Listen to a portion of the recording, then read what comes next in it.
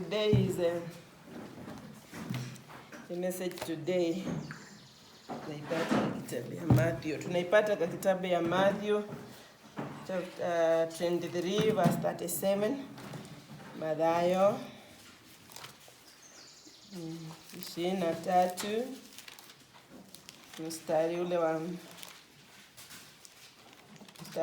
37 mpaka 39.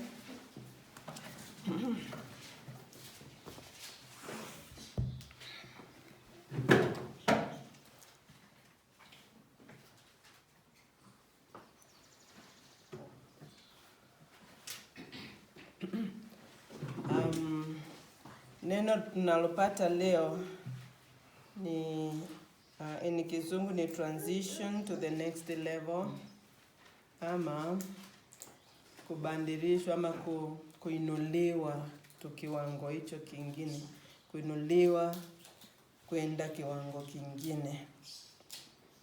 And nasoma kwa Kizungu. Oh Jerusalem, Jerusalem, the one who kills the prophets and stones those who are sent to her. How often I wanted to gather your children together, as a hen gathers her chicks under her wings, that you may not know, but you were not willing, but you were not willing. See, your house is left to you desolate. For I say to you, you shall see me no more, till you say, blessed is he who comes in the name of the Lord. Amen. Neno letu siku ya leo ni kuinuliwa kuingia kwa kiwango kingine. Na ni haya maneno Bwana Yesu aliwazungumzia watu wa Yerusalemu, akiwaangalia akawaambia, ewe Yerusalemu, Yerusalemu, mnaua manabii wa Mungu. Aliwaona Yerusalemu kama jinsi Mungu anavyowaona.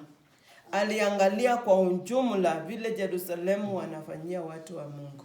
Na kwa siku hizo pengine walikuwa ama siku kwa pengine, ukiona akisema hivyo, manabii walikuwa nakufa pale Yerusalemu. Unakumbuka mahali ingine ameandika hata Zakaria amekufa kwenye madhabahu ya Mungu. Na kwa hivyo sisi kama watu wa dunia, Mungu alipotuangalia na anapotuangalia, anatuita na anatuitanisha na jina gani? Anatuitanisha na watu wenye kupenda hongo, anatuitanisha na watu wako na ukabila, anatuitanisha, akiangalia Kenya, anatuitanisha na nini? Anatuitanisha na watu wa siasa kali ambazo haziwezi kutulia. Anatuitanisha na nini? Akiangalia sisi kwenye area hii, anatuitanisha na nini? Watu wanaopenda uchawi, watu wanaofanya mambo maovu, watu washerati, watu wako na nini? Anatuitanisha na nini? Ndio Bwana Yesu anawaita Waisraeli kwa jina la jumla akisema, nyinyi mnaoua manabii wa Mungu na mnawapiga mawe. Alafu akasema, vile nimetamani ningewakusanya pamoja, aniwaweke pamoja chini ya nyayo zangu, kama vile kuku analalia faraga zake. Na ndio hiyo tunaanza kuangalia vile tumewekwa, tunaambiwa tukae quarantine kwa nyumba. Bwana Yesu anafanya kitu gani na sisi kwenye pale kwa nyumba? Bwana Yesu amekuwa akitamani pengine kuchukua sisi wote tuanze kutafakari mambo yake na atuweke chini ya mabawa zake, atulalishe chini ya mabawa zake. Ndio tuanze kutafakari ukuu wa Mungu. Tuache kukimbia huku na huku. Unajua kila siku kila mtu anaamkanga akienda. Hata ikifika Sunday unaamka mapema unaenda kanisa. Ukifika siku gani unaamka unaenda kazini, unaenda hivi na hivi. Tumekuwa tukienda huku na huku, tukikimbia, tukikuwa kila mahali. Lakini Bwana Yesu naona hapa nikisoma hii maandiko, nilikuwa nasikia akiniambia ametamani siku nyingi za ile tutatulia, ndio aweze kutulalia kama wafuasi wake, kama Wakristo, aweze kulalia kila mmoja wetu kwenye mabawa zake, akituinua, akitupandisha kutoka utukufu moja hadi mwingine, akitupandisha kutoka imani moja hadi ingine, akituinua, akitupandisha kutoka mahali ambao tumekuwa we have been very busy. Tumekuwa tukiwa busy sana na tunafanya hiki na kile. Hatuinue tukiwa tunatulia mbele zake. Ukwe wakati ule umekaa nyumbani, umeambiwa ukora ndani nyumbani, ni wakati wa kutafakari Mungu. Ni wakati wa kuangalia Biblia. Ni wakati wa kuomba. Ni wakati utaweza kujiweka ndani ya Yesu, na Yesu ametamani sana siku nyingi akuweke chini ya mabawa zake. Unajua katika Zaburi 91 mstari ule wa 4 anasema nini? Anasema ako na mabawa, ako na feathers. Umeangalia hiyo mstari? Hebu utatusomea hiyo mstari. Bwana Yesu Kristo amesema kwa hiyo mstari ako na manyoya. Alafu ameenda hapo chini akasema ako na nini? Na mabawa. Na mstari wa kwanza unaanza akisema hao wanaoketi chini ya uvuli aliye juu ya wote wataishi chini ya manyoya ya Yesu ya Mungu, na watakaa chini ya mabawa ya nani? Hebu tusomee hiyo mstari. He shall cover you with his feathers, and under his wings you shall take refuge. Ametamani siku hizo zote tumekuwa tukisurura huku na huku na tukifanya biashara, tukifanya hii na hii, tutulie ndio atufunikie na mabawa zake, atufunikie na manyoya yake, atufunikie. Ndio akiwa ametufunikia, mambo inaendelea kutendeka ukijiweka chini ya kufunikiwa na Yesu. Na ndio ningeimiza kila mmoja wetu kila siku, soma Biblia yako, omba na uweze kutafakari na uweke disciplines za Mungu. Disciplines za Mungu moja wapo ni kama gani? Kufunga na kuomba, kujikalisha ukiwa unakaa kwa utakatifu, na ukikalia ukimtafakari Mungu. Unakaa ukiimba na kuabudu. Unafanya kazi zako kidogo kidogo, fanya ukiimba na kuabudu. Mdomo ufanyi kazi, mbali ni mikono itakuwa inafanya nini? Kazi. Sio hiyo. Pengine yule anafanya kazi na akili yake, anaweza kutulia afanye na akili. Lakini kama kazi yako ni ya mikono, fanya na ukiimba na kumwabudu Mungu. Hivyo utaweza kutulia chini ya mabawa zake. Amesema ametamani kutufunika. Kama vile kuku anafunikia faragha wake. Na akifunikia kuku mwenyewe, hebu tafakari. Kuku akifunikia faragha wake. Tuanze na ile mayai. Mara ya kwanza anaanzanga na kufunikia nini? Mayai. Na akifunikia yale mayai, mara nyingi naona wale wanachunga kuku wananiambia anafunika siku 21. Akiwa pale bado anafunika. Akiwa pale bado anafunika. Ulikuwa umeona yai ikiwa tu kitu ya white iko round. Ndani yake ni nini? Ni ile unaita nini? The yolk ndio iko ndani, na juu unaona nini? Shell. Na ukikuta mahali utakuwa unaona hiyo. Ukiweka mahali hiyo yai utaikuta namna hiyo hata after 1 week. Ni kweli? Ukiweka nyingi utazikuta namna hiyo. Utakuta zimetembea, zimetoka pale. Utakuta zimevonyoka. Utakuta unless zivunjwe na kitu, utakuta zikiwa tu vile zilivyokuwa. Utakuta zikiongea. Utakuta zikifanya chochote. Bwana Yesu asifiwe sana. Na huyu kuku anayebalalia mayai siku 21, na kila siku analalia. Anajinyima vitu zote, na hivi ndio Mungu wa Bwana Yesu anasema. Nataka ninajinyima kitu kingine chote, nikuja nikukuhudumia hapo tu nyumbani nikikulalia na mabawa zangu na manyoya yangu. Alafu kutoka pale unajua kuku analia yai ikambaki vile ilikuwa. Bwana Yesu asifiwe sana. Akilalia ikiwa ni yoku na hiyo magamba ya juu, itaendelea na itakuwa siku zote analalia. Nimesema amenyenyima kwenda kukula kule. Mwingine anakaanga hata siku nzima hajakula. Mwingine anakaanga hata siku 3 akae akalie mayai. Lakini pale kwa mayai anaifanya nini? Anaipatia warmth. Anaipatia na ulinzi. Anaifunikia. Kule kufunikia kuna ile mamlaka ya Mungu, huwa anafunikia sisi. Anaifunikia, anaipatia a lot of warmth. Na kitu kinaendelea pale ndani kwenye ndani ya yai. Kuna kitu kinaendelea. Because siku ile ya 21st ikifika, kama ulimweka kutoka siku ya kwanza, ikifika siku ya 21, ukienda pale utakuta mayai imeanza kufanya nini? Imepasuka. Na kuna faragha anatoka ndani ya nini? Ya mayai. Kwa hivyo amekuwa amelalia, huyu kuku amelalia mayai, anaitoa kwa hii level moja na anairusha kwenye level ingine. Bwana Yesu asifiwe sana. Amen. Na ndio hivyo Yesu ametamani siku zote ambao tumekuwa tukifanya biashara, tutulize akili, na tutulie nyumbani, ukimtafuta kwa ukweli, na ukiobserve hizo discipline nimesema, na ukiweza kuomba sana, na ukiweza kutia bidii kusoma neno ndio uelewe na chenye anafanya, ataweza kukulalia kama vile kuku analalia mayai pale nyumbani. Na akikulalia kama vile kuku amelalia mayai, tafadhali hautatoka pale vile ulivyoingia. Akilalia 21 days, anatoka pale, yai ilikuwa haipungui mdomo na iongei, kaswika atatoka pale kakifanya nini? Kakiongea. Bwana Yesu asifiwe sana. Ile yai ingetembea pale ulipompatia alalia huyo kuku, katatoka pale kakienda na miguu yake. Ile yai ingekuwa inaweza kufanya chochote, haingeweza kuburusha mabawa namna hii. Imagine huyo kuku amelalia na hiyo njoto yake, ameipatia njoto yake, mpaka hii yai imemea miguu, imemea mdomo, imemea mabawa, na kanatoka pale kakiwa kanaburusha nini? Mabawa. Kangekuwa yai ungeipatia chakula ikule, kanatoka pale kakifanya nini? Yai ilikuwa pale iko stagnant, mahali uliweka ndio hapo utaikuta. Anaenda kutoa huyu faranga akiwa anaweza kumove, na anaweza fanya mambo. Na hivyo ndio Bwana Yesu ametutafuta, aweze kutukalia kama vile tuko nyumbani, aweze kukalia wewe, ndio akuinue kutoka hii kiwango cha imani, akutie kwenye kiwango kingine cha imani, akuinue kutoka hiyo mambo ya level ambao umejazwa na roho, akuingia hali nyingine ambao umejazwa na roho zaidi, akuinue kutoka kile kiwango cha utukufu na akuweke kwenye kiwango cha juu cha utukufu, mahali ambao pengine mwingine angeweza kusema neno lolote juu ya Yesu.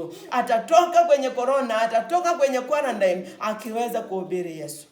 Mwingine alikuwa hawezi kukula chakula cha kiroho, akasoma hii neno ikamuelea. Pengine atatoka pale akiwa anasoma hii neno, anapata ufunuo mkuu wa kuambia wengine. Pengine mwingine alikuwa hawezi kuabudu Mungu kwa ukweli na roho, ataingia tena, tukirudi atarudi ni mtu anaweza kuabudu Mungu kwa kweli na roho. Pengine mwingine alikuingia pale akiwa, lakini kuna hizi masharti. Bwana Yesu anasema mpaka utamuomba asubuhi, jioni utamuomba, na utaweka hizo disciplines za Ukristo ambazo ni kufunga na kufanya nini? Na kuomba na kuobserve, kuona umekaa kulingana na hii neno la Mungu. Hizo unaweka. Bwana Yesu asifiwe sana. Na kutembea na yeye, discipline za kumwabudu na kumsifu. Hizo discipline zote. Halafu mambo ya tatu ni hii ya kusoma hii Biblia. Utaisoma Biblia ndio uweze aanze kukufunulia mambo, aanze kukuinua, aanze kukuweka kwa njia ile ambao Biblia inasema. Unakuwa transitioned. Unabadilishwa kutoka ile kiwango ulikuwa mpaka uingie kiwango ingine ya imani. Unabadilishwa kutoka kuwa mtoto, unabadilishwa kutoka kuwa stagnant, uingia katika hali ya kuinuka na kuanza kukula chakula, kuinuka na kuanza kutembea, kuinuka na kuanza kuinua mabawa, kuinuka na kuanza kuenea, kuinuka na kuanza kuabudu, kuinuka na kufanya evangelism.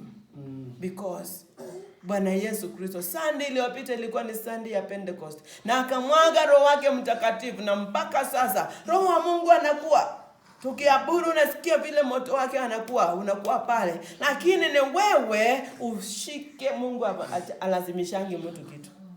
Mungu hawezi kulazimisha. Bwana Yesu alikukuta wewe, ukikataa kumchukua, anapita anaendea tu mwingine. Na kila wakati atakuwa na wewe pale, umchukue na ukue naye na uishi na yeye, lakini ukikataa anaendea tu mwingine. Kila wakati anataka kukumbariki na unapita pale. Fanya kama Bartimaeus alisema, hakuna nguo itanizuilia, hakuna mtu ananinyamazisha, hakuna kitu kitanifunga, nitandifai zote na mpaka nipate Yesu. Bwana Yesu anapita njia yako. Na anakipita njia yako, ni wewe akukute, unatayarisha moyo wako. Bartimaeus alikuwa ni mpaka anatayarisha moyo, na aliposikia uvumbi akasema, ni nani hiyo vumbi ni ya nini? Wakasema nini? Ni Bwana Yesu anapita. Akajua hii ndio siku ambayo imetengwa kwa ajili ya mimi. Kile ambacho chote sijapata, naenda kukutana na Muumba wangu, naenda kukutana na Yesu ambaye anafanya miujiza, na sitakubali chochote kinifungie. Na Yesu asifiwe sana. Akaitana, Yesu mwana wa Daudi ni rehemu. Na hao wakasema nini? Wakamwambia, wewe nyamaza, unatuanga sauti kali sana na mbaya sana. Wakamwambia, hapana, siwezi kusikia. Akaitana tena, Yesu mwana wa Daudi ni rehemu. Akasema nini? Wakasema nini? Wewe nyamaza Bartimaeus, nini nakukula? Nini mfalme anapita? Hapana, Yesu mwana wa Daudi. Hakuna mtu angeweza kumnyamazisha Bartimaeus mpaka ampate Yesu.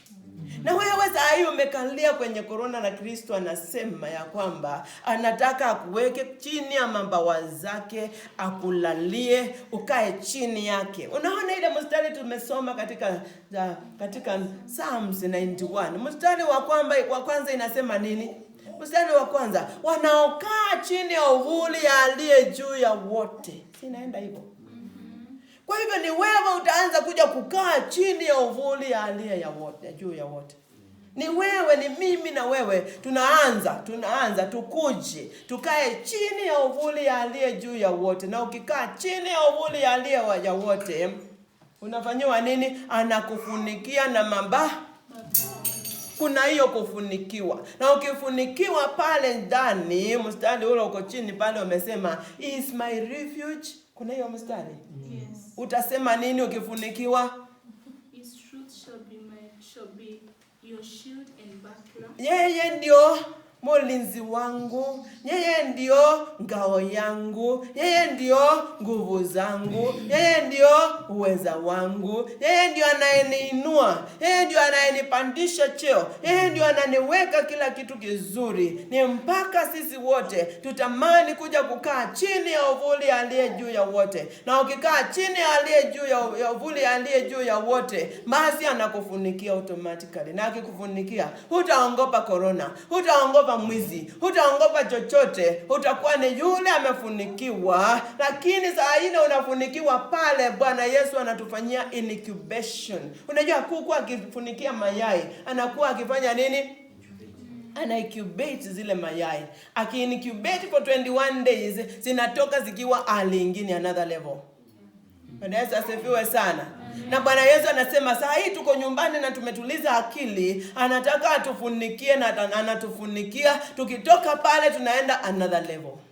Another level ya imani, another level ya kujazwa na Roho wa Mungu sana, another level ya kujua Mungu sana, another level ya kumachua, ya kukomaa ndani ya Yesu, another level ya kumtamani Yesu sana, another level ya kumpenda Mungu sana, another level ya kumtumikia Mungu sana, another level ya upako wa Mungu ujae, another level ya kutiwa maneno ya Mungu ya kuevangelize. Unajua Bwana Mungu anatenda jambo siku hizi za mwisho. Anakusanya sisi wote akitufanyia hii incubation. Anatutengeneza tuingie kwa hiyo level ingine ya evangelism. Kwa nini? Kwa ajili siku hizi za mwisho ni siku ambazo anataka kukue na great evangelism, great harvest. Great harvest inatakikana kuanza tukitoka hii corona.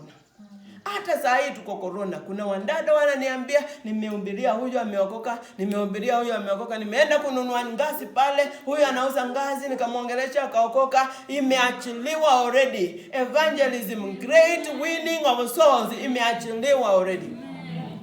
Na kwa ajili imeachiliwa, ni wewe ukalie chini ya uvuli aliye juu ya wote, na Yesu akukumbatie na hiyo manyoya yake na mabawa zake. Ukitoka pale kwenye corona, ukitoka pale kwenye quarantine, hautakuwa the same again. Utakuwa ni movable. Utakuwa yule hawezi kustopishwa, utakuwa yule hawezi kuwekwa chini, utakuwa ni unauweza wa Roho Mtakatifu mwingi wa kuambia watu juu ya Yesu na waokoke na wamfuate Yesu. Hallelujah. Because tumepeanwa tuende kwa kufanya nini? Tumepeanwa kufanya hii evangelism kubwa ama winning souls. Na tunaenda kuwin souls kwa wingi. Hiyo iko katika kitabu ya Exodus. Exodus, hebu tuende huko. Exodus 12 and verse 35 to 36. Wana wa Israeli unapofungua. Wana wa Israeli walipokuwa wanatoka Misri, waliambiwa na Mungu amtoki mikono mtupu. Unajua hizi tunazoita kila mmoja akihubiri unasikia anasema ni siku za mwisho. Hata wao ukiongea na majirani anasema nini? Ni siku za mwisho. Na tukienda 2 Timothy chapter 3 kutoka mstari wa kwanza anasema nini? Ni hizi siku za mwisho siko perilous. Siko kali. Siko terrible. Si unaona vile siko terrible? Kitoka pale nje unakutana tu na mmoja yote anakufanyia mabaya. Ukienda huko nimeona wengine wanapigwa na viboko kwa ajili ya kafyu. Ni siku nini? Terrible. Kila mmoja anakaa akue careful. Na ndio hizo siku Mungu anasema tunaenda, Mungu anatutayarisha aende kuleta mwisho wa age, mwisho wa nyakati iweze kukua. Na ikikuja mwisho wa nyakati ndio Bwana Yesu anakaribia kwenye mawingu na sisi tuweze kumlaki huko kulingana na Wathesaloniko wa kwanza kifungu cha 4. Anasema ya kwamba hizi siku za mwisho anatutayarisha kwenye hivyo, ametuweka kwenye incubation ndio tutoke tukiwa na nguvu za Roho Mtakatifu zaidi za kufanya hiyo harvest. Ndio roho yako ipanuliwe zaidi ya kupenda watu. Unajua roho inahitaji kupanuliwa, wache kukua selfish. Wache kukua mtu anajipenda mwenyewe, unaweza kupenda mwingine. Unaweza kutoa nguo yako tu nzuri upatie mwingine. Unaweza kuonyesha kitendo cha upendo kwa mwingine. Haleluya.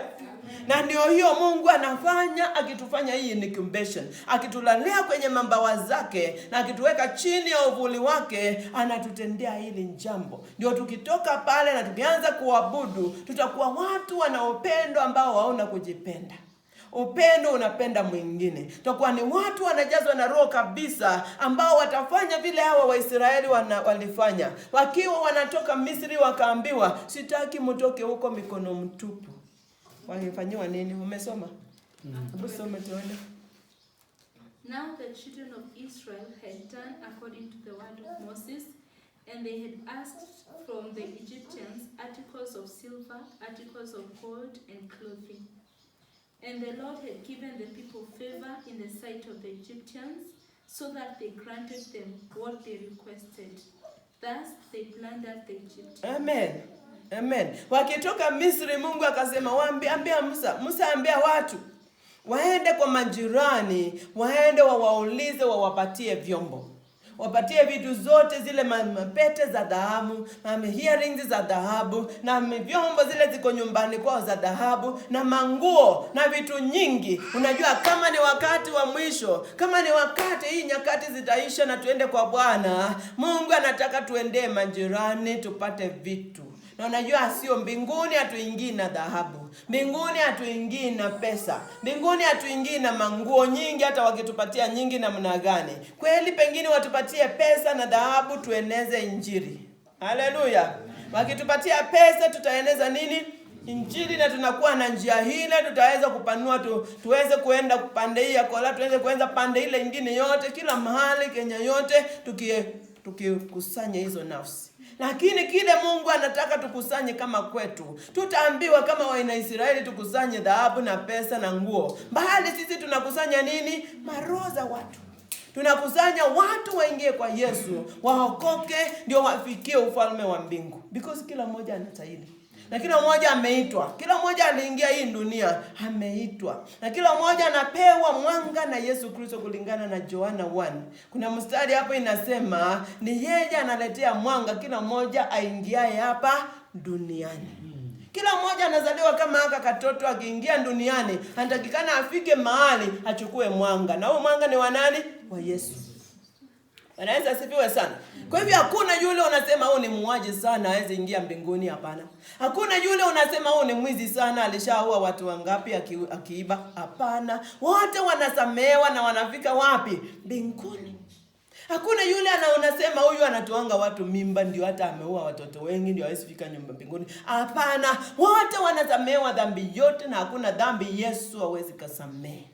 Damu yake iliyomwagika kwa msalaba Kalvari kaosha dhambi zote za hata yule hajatubu ameshaoshewa dhambi zake. Hata yule anaiba saa hii ameshaoshewa nini?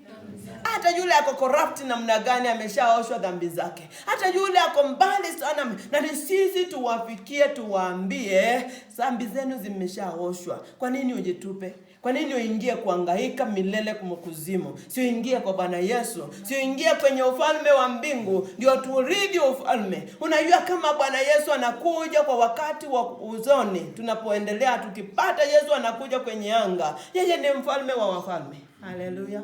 Yeye ni Bwana wa mabwana. Haleluya.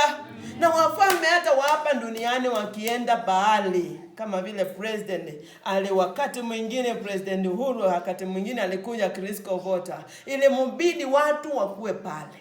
Hata kama nilisikia kitu kinachosemekana, kama hakuna watu wanaokuwa wengi, mpaka waende wachote mahali, wachukuliwe kutoka somewhere. Wakuje kwa ajili mfalme ako wapi? Niambie, kuna mahali umeona president yeyote akienda na hakuna watu? Wanakujanga. Unakuta neno imeenda mbele na wamama wale wanandanzi Kilumi wanakuja pale. Wengine wanandanzi sijui kanini wanakuja pale, wote wanapanga malaini, na wavijana wanakuja, na watu wengine wengi wanakuja, na wengi wanaitwa. Kila mmoja anaitwa. Ndio mfalme akija kukue na nini? Na Mungu anatuhifadhia hii jambo. Sisi ndio watu wa kukusanya watu kama mfalme Yesu Kristo anapokuja kwenye mawingu. Yeye ni mfalme wa wafalme. Yeye ni Mungu wa miungu. Hawezi kuja kukuta tu watu wawili watatu kama mimi na wewe. Na anakuja kwenye hanga ya dunia yote. Anatakikana akija tukute tumekusanya watu wengi na souls mingi za watu wale wanamungoja pale, na kila mmoja tunakutana naye wapi? Kwenye hewa. Kwa ajili yeye ni mfalme wa wafalme. Iwe utafikia mfalme, iwe utafikia mwanajeshi, iwe utafikia nani, ni kufikia kila mmoja aweze fikiwa na hii neno la ufalme, na tuweze kuwashuhudia Yesu. Na hii Yesu ametufanyia incubation kwenye siku hizo. Saa hii tumeenda, hii ni mwezi wangapi? Wa 3. Akiendelea kutufanyia nini? Incubation. Unajua yetu haiwezi kuenda kama ya kuku. Yetu ni kali na tunajazwa na nguvu zaidi. Ndio tukiingia pale tutaingia kazi, na wewe ni wewe ushikilie. Ndio ukiingia kazi ufanye kazi ukiwa na nguvu nyingine mpya. Bwana Yesu asifiwe sana. Ndio mahali pote utakuwa unafanya ukifanyia Yesu. Unakaa ukitayarisha kwa ajili dunia hii si yetu, bali sisi tunaelekea mahali Bwana Yesu wake. Amesema katika Yohana 14, ndiposa mahali niko na wao wawe huko. Unaweza asifiwe sana. Na tunangojelea hilo jambo. Mahali yeye yuko na sisi ambao ni wafuasi wake, tukue wapi? Pale. Na tutaenda pale. Iwe ni wakati. Sijui ni wakati gani, ama ni kesho makutu, kama kesho kutu ama lini, lakini tutafika pale. Bwana Yesu asifiwe sana. Na ni wewe saa hii unakusanywa, umelaliwa kwenye incubation ya Yesu, uendelee na kukalia hapo kama yai. Unajua yai inaweza kalaliwa na mama yake na kuku, alafu itoke nje ya mguu ya kuku na ikue na huko nyuma. Hiyo itatoka kaswi? Hakuna. Imekaliwa pale na inakuwa kule pande ya nyuma, bado inapata hewa, inapata nguvu nyingine ambayo si ya kuku, na ina warmth ya kuku. Hiyo itatoka mtoto? Hakuna. Kwa hivyo ni wewe mwenyewe unajikalisha chini ya mambao ya aliye juu ya wote, na una make sure uko pale ndani na unafuata na unaflow. Pale unapokea ile warmth ya aliye juu ya wote. Pale unapokea Roho Mtakatifu kabisa. Pale unapokea neno la Mungu kabisa. Pale unapokea ufunuo wa neno la Mungu unapoisoma kabisa. Pale unapokea na ukuu wa Mungu unapoomba. Unapokea na ujasiri. Biblia inasema utakuwa mjasiri kuliko simba, kwa ajili uko ndani ya Yesu, na Yesu ni simba wa unapokea hiyo ujasiri kwake, na pale unapokea nguvu zaidi. Kuna wale tunaenda kurudi pale kwa ajili wamekalia incubation ya Yesu. Walikuwa woga, lakini saa hii wataenda kuwa na nguvu na watafanya mambo makuu. Biblia inasema katika kitabu ya Danieli ya kwamba those who know their God will do exploits. Na tunaenda kurudi kufanya exploits. Haleluya. Lakini anakumbali, anakutakia kitu kimoja. Omba sana. Funga na uombe. Pakaa kwa utakatifu. Soma Biblia na uifuate, na Kristo aweze kukubariki sana. Barikiwe sana.